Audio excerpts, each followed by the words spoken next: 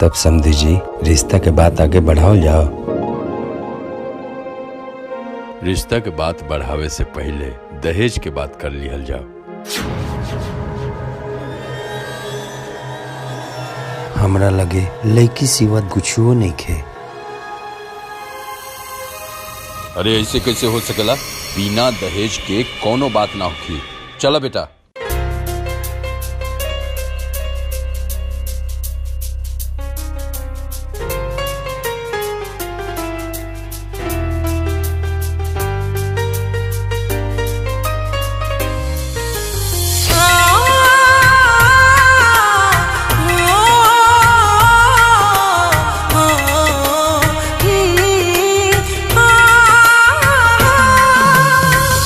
किस्मत में हमानी के प्यार ना रहे, विधनों के शायद स्वीकार ना रहे।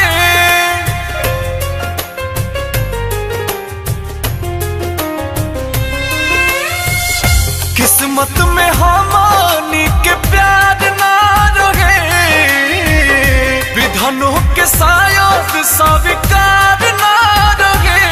हमार शादी में न आई हा तो हमारा घरे, जब साथ देवे के ना रहे तब प्यार काहे के कैला तू।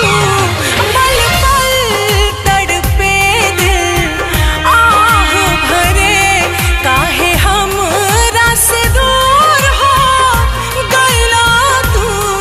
जब साथ देवे के ना रहे।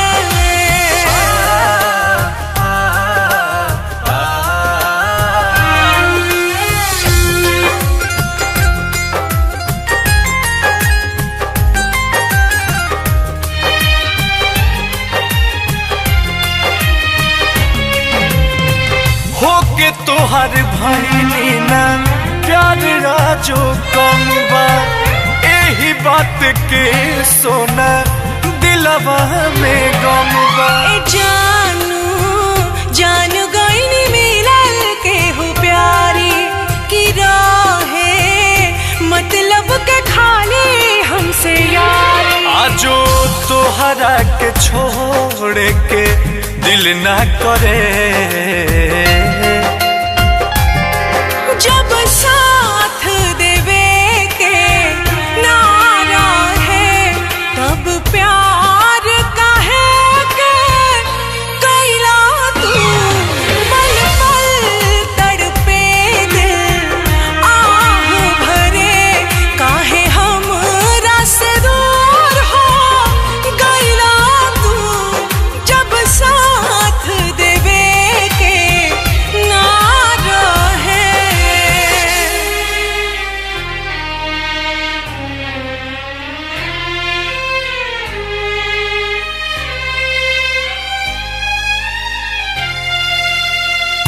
दुनिया लुटल मोर फुटल बा नसीब हो, ना तके हो तोहरा से रहे ना करीब हो। करे जा बतिया तोहार गोली दागे, ए राजा अंकुश न माना बापा लागे। बड़ी होला अफसोस बोस जिए की मरे,